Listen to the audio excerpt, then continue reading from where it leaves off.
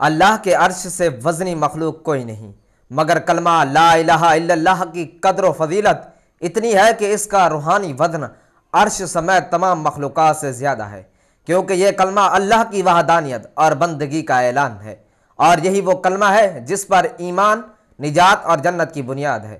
بسم اللہ الرحمن الرحیم۔ اللہ تعالیٰ کے عرش سے بھی وزنی کلمہ، جس کے پڑھتے ہی دوزخ حرام ہو جاتی ہے۔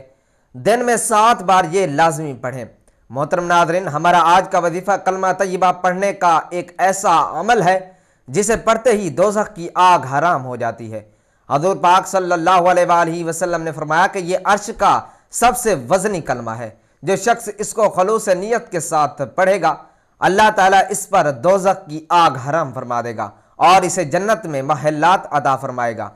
کلمہ طیبہ پڑھنے سے انسان دائرہ اسلام میں داخل ہو جاتا ہے اور اسے ایمان کی دولت میسر آ جاتی ہے۔ حضرت ابو ذر غفاری رضی اللہ تعالیٰ عنہ سے مروی حدیث مبارکہ میں ہے، آپ بیان کرتے ہیں کہ میں رسول اللہ صلی اللہ علیہ وآلہ وسلم کی خدمت میں حاضر ہوا تو آپ صلی اللہ علیہ وآلہ وسلم سفید کپڑا اوڑھے سو رہے تھے۔ میں دوبارہ حاضر ہوا، اس وقت بھی آپ صلی اللہ علیہ وآلہ وسلم سو رہے تھے۔ پس میں تیسری بار حاضر ہوا تو آپ صلی اللہ علیہ وآلہ وسلم بیدار ہو چکے تھے۔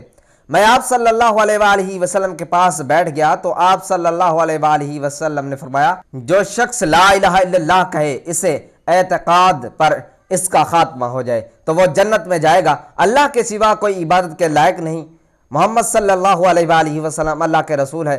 آپ صلی اللہ علیہ وآلہ وسلم نے فرمایا کہ سب سے بہتر بات جو میں نے اور مجھ سے پہلے والے نبیوں نے کہی وہ یہ ہے کہ ایک اللہ کے سوا کوئی اور معبود برحق نہیں ہے اور نہ اللہ کا کوئی اور شریک ہے، اس کی بادشاہت ہے، ساری بڑائی اسی کے لیے ہے اور وہ ہر چیز پر قدرت رکھتا ہے۔ اس حدیث کو امام ترمذی نے روایت کیا ہے کہ لا الہ الا اللہ کی احساس پر اللہ تعالیٰ نے جنت کو مزین و آراستہ کیا، جہنم کو بھڑکایا اور نیکی اور بدی کا بازار لگایا ہے۔ آپ صلی اللہ علیہ وآلہ وسلم نے فرمایا، اللہ کے نبی حضرت نوح علیہ السلام جب حالت نزاع میں تھے، اس وقت آپ نے اپنے بیٹے سے کہا کہ میں تمہیں لا الہ الا اللہ کو مضبوطی سے تھامے رکھنے کا حکم دیتا ہوں، کیونکہ 7 آسمان اور 7 زمین اگر ایک پلڑے میں رکھ دیا جائیں اور لا الہ الا اللہ ایک دوسرے پلڑے میں رکھ دیا جائے تو کلمہ توحید کا پلڑا بھاری ہو جائے، اور اگر 7 آسمان اور 7 زمین ایک پیچیدہ معمہ ہوتے تو کلمہ توحید اس کا حل ضرور پیش کر دے گا۔ محترم ناظرین، دنیا کی ہر شے فانی ہے، مال و دولت، شہرت و طاقت، دنیا کے تاج و تخت سب مٹ جاتے ہیں، لیکن ایک ایسا لفظ ہے، ایک ایسا جملہ ہے جو اللہ کے عرش سے بھی وزنی ہے، وہ کلمہ جس کے بولنے والے کے لیے دوزخ حرام ہو جاتی ہے اور جس کے سچے معنی کو دل میں اتارنے والا انسان اللہ کا دوست بن جاتا ہے، وہ کلمہ لا الہ الا اللہ۔ یہ وہ کلمہ ہے جس کے ذریعے زمین و آسمان کا نظام قائم ہے، یہ وہ کلمہ ہے جس پر ہر نبی کی دعوت کھڑی ہے، اور یہی وہ کلمہ ہے جو قیامت کے دن نجات کا پروانہ بنے گا۔ حدیث پاک میں نبی کریم صلی اللہ علیہ وآلہ وسلم نے فرمایا، جس نے لا الہ الا اللہ کہا وہ جنت میں داخل ہوگا، بخاری و مسلم۔ لیکن نجات صرف زبان سے ادا کرنے میں نہیں، بلکہ اس کا معنی کو دل میں بٹھانے، اس پر ایمان لانے اور عمل کرنے میں ہے۔ حدیث میں آتا ہے کہ ایک بار نبی اکرم صلی اللہ علیہ وآلہ وسلم نے فرمایا، قیامت کے دن ایک شخص کے تمام اعمال میزان میں رکھ دیے جائیں گے اور اس کے گناہ اتنے زیادہ ہوں گے کہ وہ ہلاک ہونے کے قریب ہوگا۔ پھر ایک پرچی نکالی جائے گی جس پر لکھا ہوگا لا الہ الا اللہ۔ وہ پرچی ترازو کے ایک پلڑے میں رکھ دی جائے گی اور تمام گناہ دوسرے پلڑے میں۔ پرچی والا پلڑا اتنا بھاری ہو جائے گا کہ دوسرے تمام پلڑے ہلکے پڑ جائیں گے۔ ترمذی شریف۔ یہی وہ کلمہ ہے جو عرش سے بھی وزنی ہے، کیونکہ اس میں اللہ کی وحدانیت، اس کی بادشاہت، اس کی اہلیت اور بندگی کا اقرار ہے۔ اللہ کے نزدیک اس کلمے کی قدر اس قدر عظیم ہے کہ نبی کریم صلی اللہ علیہ وآلہ وسلم نے فرمایا، اگر زمین و آسمان کی سب چیزیں ایک پلڑے میں رکھ دی جائیں اور لا الہ الا اللہ دوسرے پلڑے میں، تو لا الہ الا اللہ والا پلڑا بھاری ہوگا۔ مسند احمد۔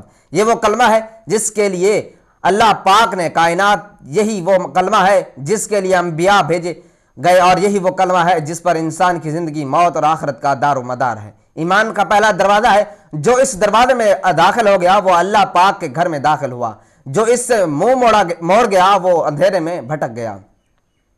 قرآن کریم میں ارشاد باری تعالیٰ ہے، جان لو کہ اللہ تعالیٰ کے سوا کوئی معبود نہیں۔ یہ محض الفاظ نہیں، یہ دل کے یقین اور عمل کی گواہی کا نام ہے۔ جب زبان سے یہ کہا جاتا ہے تو دل میں ایک اعلان گونجتا ہے، میں نے ہر جھوٹے خدا کو رد کر دیا، میں نے ہر بندگی کو ٹھکرا دیا، میں نے صرف ایک اللہ کو اپنا معبود مان لیا۔ دنیا میں جتنے نبی آئے ان سب کی دعوت کا خلاصہ یہی ایک کلمہ تھا، لا الہ الا اللہ۔ حضرت نوح علیہ السلام نے اپنی قوم سے کہا، اے میری قوم، اللہ کی عبادت کرو، اس کے سوا تمہارا کوئی معبود نہیں۔ سورۃ الاعراف۔ حضرت ابراہیم علیہ السلام نے قوم کو بتایا، میں نے اپنا رخ اس ذات کی طرف کیا جس نے آسمان اور زمینوں کو پیدا کیا۔ سورۃ الانعام۔ حضرت موسیٰ علیہ السلام کو جب کوہ طور پر رب نے بلایا تو سب سے پہلا حکم یہی دیا، یقیناً میں ہی اللہ ہوں، میرے سوا کوئی معبود نہیں۔ سورۃ طٰہٰ آیت 14۔ اور نبی کریم صلی اللہ علیہ وآلہ وسلم کی دعوت کا آغاز بھی اسی کلمے سے ہوا۔ آپ صلی اللہ علیہ وآلہ وسلم نے صفا پہاڑی پر کھڑے ہو کر فرمایا، اے لوگو کہہ دو لا الہ الا اللہ، تم فلاح پاؤ گے۔ یہی وہ کلمہ ہے جس نے بتوں کے تاج توڑے، ظلم کے ایوان ہلائے اور غلاموں کو بادشاہوں سے بلند مقام دیا۔ محترم ناظرین، آج کی دنیا اضطراب، خوف اور بے چینی میں ڈوبی ہوئی ہے۔ ہر شخص کسی نہ کسی دکھ میں مبتلا ہے، لیکن جو دل اللہ کے ذکر سے آباد ہو اس میں کوئی اندھیرا باقی نہیں رہتا۔ قرآن میں اللہ تعالیٰ فرماتے ہیں، جان لو اللہ کے ذکر سے ہی دلوں کو سکون ملتا ہے۔ سورۃ الرعد آیت 28۔ اور سب سے اعلیٰ ذکر یہی ہے، لا الہ الا اللہ۔ جب کوئی بندہ صبح شام دل سے یہ کلمہ پڑھتا ہے تو اس کے دل پر اللہ کی رحمتیں اترتی ہیں، فرشتے اس کے گرد سایہ فکن ہو جاتے ہیں اور شیطان اس سے میلوں دور بھاگتا ہے۔ حدیث میں آیا ہے کہ جو شخص دن میں 7 بار لا الہ الا اللہ کہتا ہے، اللہ تعالیٰ اس کے لیے جنت کے دروازے کھول دیتا ہے۔ ایک اور روایت میں ہے کہ نبی کریم صلی اللہ علیہ وآلہ وسلم نے فرمایا، جو شخص روزانہ 100 بار لا الہ الا اللہ کہے اس کے لیے دوزخ حرام کر دی جاتی ہے، قیامت کے دن وہ نجات پانے والوں میں ہوگا۔ ترمذی۔ علماء فرماتے ہیں کہ اگر کوئی شخص دن میں کم از کم 7 بار کلمہ دل کی حاضری کے ساتھ پڑھ لے تو اللہ تعالیٰ اس کے لیے رحمت کے ساتھ دروازے کھول دیتا ہے۔ یہ 7 بار پڑھنا گویا 7 آسمانوں سے اللہ تعالیٰ کی رحمت اتارنے کے مترادف ہے۔ حضرت بلال حبشی رضی اللہ تعالی عنہ کا وہ لمحہ یاد کیجئے جب کفار مکہ ان کے جسم کو تپتی ریت پر کھینچ رہے تھے، ان کے سینے پر پتھر رکھے جا رہے تھے، لیکن ان کی زبان سے صرف ایک ہی صدا بلند ہو رہی تھی، احد احد، ایک ہی اللہ ہے، ایک ہی اللہ ہے۔ یہی لا الہ الا اللہ کی گونج تھی جس نے ظالم کے فرعون کو ہلا دیا اور غلام کو ایمان کے تاج سے سجا دیا۔ ایک اور روایت میں آتا ہے کہ حضرت نوح علیہ السلام نے اپنی قوم کو 950 سال تک یہی دعوت دی کہ کہہ دو لا الہ الا اللہ، نجات پاؤ گے، لیکن قوم نے انکار کیا تو طوفان آیا۔ یہ واقعہ اس بات کا ثبوت ہے کہ جو لا الہ الا اللہ سے منہ موڑتا ہے وہ دنیا اور آخرت دونوں میں خسارہ اٹھاتا ہے۔ نبی کریم صلی اللہ علیہ وآلہ وسلم نے فرمایا، جس کا آخری کلمہ لا الہ الا اللہ ہو وہ جنت میں داخل ہوگا۔ ابو داؤد۔ سب سے کامیاب وہ ہے جو زندگی بھر اس کلمے کو یاد رکھے اور موت کے وقت یہی اس کے ہونٹ پر ہو۔ علماء فرماتے ہیں کہ اگر بندہ زندگی بھر دل سے لا الہ الا اللہ پڑھتا رہا تو موت کے وقت ملک الموت اس کے لیے آسانی پیدا کرتے ہیں۔ دنیا کے مصروف حالات میں انسان بھول جاتا ہے کہ اس کا اصل مقصد کیا ہے۔ اس لیے رسول اکرم صلی اللہ علیہ وآلہ وسلم نے فرمایا کہ اپنے ایمان کو تازہ کرو۔ صحابہ رضی اللہ تعالی عنہ نے عرض کیا، یا رسول اللہ صلی اللہ علیہ وآلہ وسلم، ہم اپنا ایمان کیسے تازہ کریں؟ تو فرمایا، کثرت سے لا الہ الا اللہ کہا کرو۔ یعنی جو بندہ دن میں کئی مرتبہ یہ کلمہ دہراتا ہے اس کا ایمان نیا ہو جاتا ہے اور اس کے دل میں اللہ کی محبت بڑھ جاتی ہے۔ ایک روایت میں نبی کریم صلی اللہ علیہ وآلہ وسلم نے فرمایا، اللہ تعالیٰ اپنے بندے سے فرماتا ہے، اے میرے بندے، اگر تو آسمان تک گناہ لے کر آئے پھر لا الہ الا اللہ کہہ دے تو میں تیرے سارے گناہ معاف کر دوں گا۔ ترمذی شریف۔ یہ کلمہ بخشش کا سمندر ہے، یہ بندے اور رب کے درمیان محبت کا دروازہ ہے۔ یہ وہ لفظ ہے جو گناہوں کے پہاڑوں کو مٹا دیتا ہے۔ جو بندہ اخلاص کے ساتھ لا الہ الا اللہ کہتا ہے تو فرشتے اس کے لیے آسمانوں تک نور کی لکیریں کھینچ دیتے ہیں۔ امام قرطبی رحمۃ اللہ علیہ فرماتے ہیں کہ یہ کلمہ اتنا عظیم ہے کہ اگر تم آسمان اور زمین، پہاڑ، سمندر اور فرشتے اور جنات ایک طرف رکھے جائیں اور دوسری طرف لا الہ الا اللہ تو یہ کلمہ سب پر غالب آ جائے گا۔ حضرت ابو ہریرہ رضی اللہ تعالی عنہ سے روایت ہے کہ حضرت صلی اللہ علیہ وآلہ وسلم سے میں نے سوال کیا، یا رسول اللہ، قیامت کے دن آپ صلی اللہ علیہ وآلہ وسلم کی شفاعت کا سب سے زیادہ کون مستحق ہوگا؟ کس کی قسمت میں یہ نعمت ہوگی؟ آپ صلی اللہ علیہ وآلہ وسلم نے فرمایا، ابو ہریرہ رضی اللہ تعالیٰ عنہ، میں جانتا تھا کہ تجھ سے پہلے کوئی یہ بات مجھ سے نہیں پوچھے گا، کیونکہ میں دیکھتا ہوں کہ تجھے حدیث سننے کی کتنی حرص ہے۔ اب سن لے، سب سے زیادہ میری شفاعت کا نصیب ہونا اس شخص کے لیے ہوگا جس نے اپنے دل سے یا اپنے جی کے خلوص سے لا الہ الا اللہ کہا ہو۔ بخاری جلد اول کتاب العلم حدیث نمبر 98۔ حضرت انس بن مالک رضی اللہ تعالیٰ عنہ سے روایت ہے کہ ایک مرتبہ حضرت معاذ رضی اللہ تعالیٰ عنہ رسول اللہ صلی اللہ علیہ وآلہ وسلم کے پیچھے سواری پر سوار تھے۔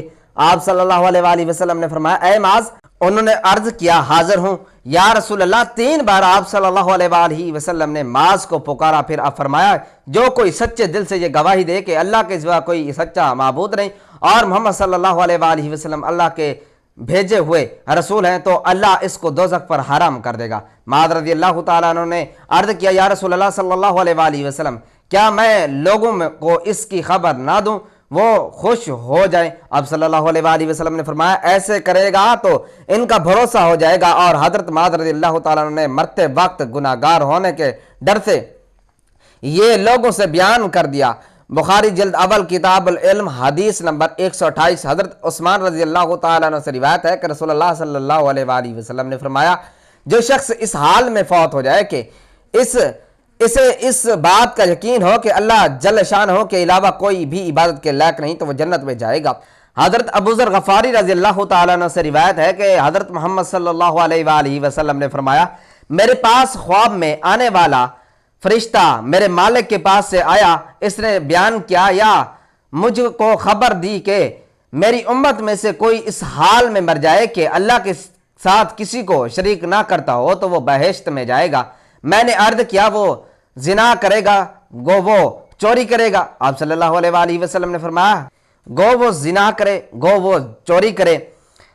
حضرت ابو ہریرہ رضی اللہ تعالیٰ عنہ سے روایت ہے کہ رسول اللہ صلی اللہ علیہ وآلہ وسلم نے فرمایا، ایمان کے 70 سے کچھ اوپر شعبے ہیں، سب سے افضل شعبہ لا الہ الا اللہ کے سوا کوئی معبود نہیں کا اقرار، سب سے کمزور شعبہ راستے سے ہڈی کوئی تکلیف دہ چیز کا ہٹانا اور حیا ایمان کا ایک حصہ ہے۔ حضرت عبداللہ بن عباس رضی اللہ تعالیٰ عنہ سے روایت ہے کہ میں رسول اکرم صلی اللہ علیہ وآلہ وسلم کے پیچھے سو رہا تھا۔ آپ صلی اللہ علیہ وآلہ وسلم نے فرمایا، اے لڑکے، اللہ تعالیٰ کے احکامات کی حفاظت کرو، اللہ تعالیٰ تمہاری حفاظت کرے گا۔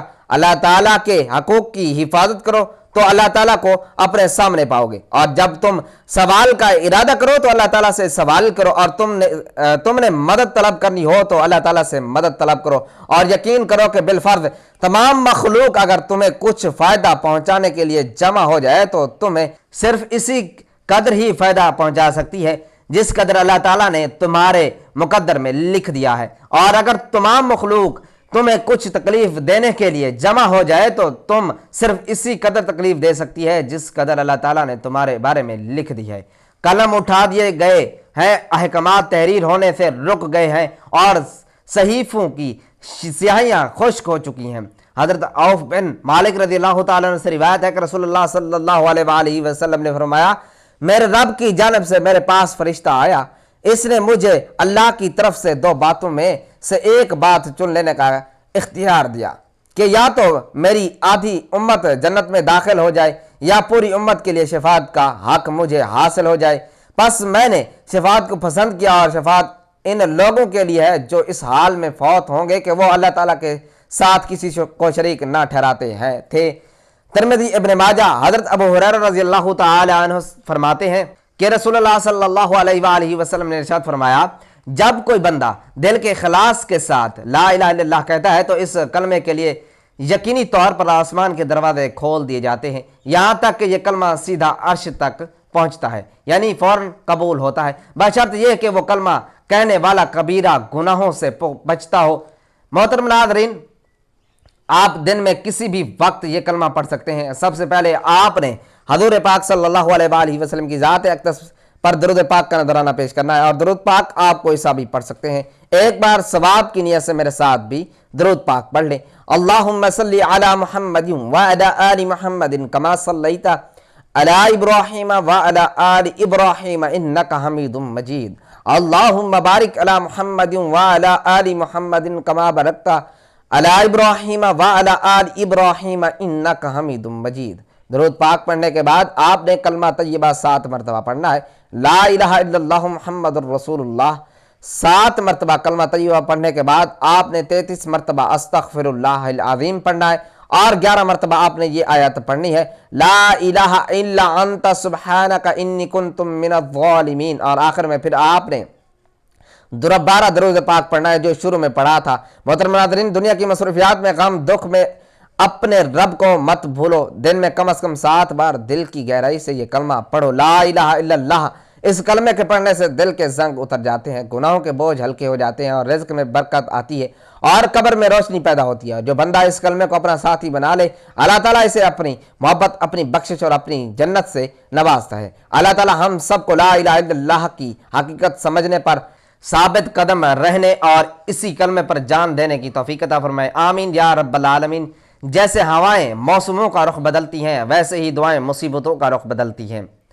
ऐ मेरे रब, ऐ मेरे खालिक, ऐ सबसे ज्यादा रहम करने वाले, ये रात तेरे हजूर झुकने की है, ये आंखों के आंसू तेरे दर की हाजिरी का सवाब है। या अल्लाह, हम कमज़ोर हैं, हम खताकार हैं, हमने तेरी नेमतों की कदर न की, हमने तेरी मखलूक को दुख दिया, हम गुनाहों के बोझ तले दब गए हैं। पर ए रब, तू ही वो है जो कहता है मेरे बंदे नाउमीद मत हो, मैं सब गुनाह माफ कर दूंगा। या अल्लाह, हम तेरे आजिज गुनाहगार और कमज़ोर बंदे हैं, हम तेरी रहमत के मोहताज हैं, हम तेरे दर के सवाली हैं। ए रब करीम, हमारे दिलों को की टूट फूट तू जानता है, हमारे आंसू तू देखता है, हमारे राज तुझे मालूम है। या अल्लाह, हमारे गुनाह माफ फरमा, हमारी दुआ कबूल फरमा और हमें अपनी रहमत के साए में ले ले। ए वहाब, हमें रिज़्क हलाल दे, दिल का सुकून और ईमान की मिठास अता फरमा। अल्लाह ताला से दुआ है कि अल्लाह ताला नेकी की बात को सुनने, समझने और इस पर अमल करने की ताकत और तौफीक अता फरमाए। मेरा सुना हुआ और आपका सुना अपनी पाक बारगाह इलाही में कबूल मंजूर फरमाए। जो मांगा मुकद्दर फरमाए, जो नहीं मांग सके बिन मांगे अता फरमाए। आमीन सुम्मा आमीन। मोहतरम नाज़रीन, आपसे गुजारिश है कि अपने रिज़्क में बरकत और वसअत और कुशादगी के लिए अल्लाह ताला के 99 नामों में से कोई एक नाम लिख कर कमेंट सेक्शन में ज़रूर शेयर करें। अल्लाह ताला हम सबका हामी और नासिर हो। आमीन। अगली वीडियो तक के लिए दीजिए इजाज़त। अल्लाह निगहबान।